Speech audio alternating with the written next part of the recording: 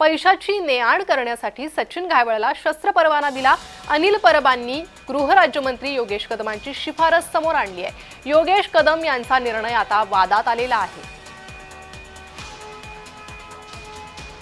योगेश कदम यांनी त्यांचं जे काही जजमेंट दिलेलं आहे, त्यांचे जे काही आदेश पारित केलेले आहेत, त्याच्यामध्ये हा माणूस किती सज्जन आहे, याला पैशाची ने-आण करण्यासाठी शस्त्र परवान्याची गरज आहे आणि ह्यांनी म्हटलेलं आहे लाखो रुपयाची कॅश मला वाहतूक करावी लागते, मला द्यावे लागतात पैसे।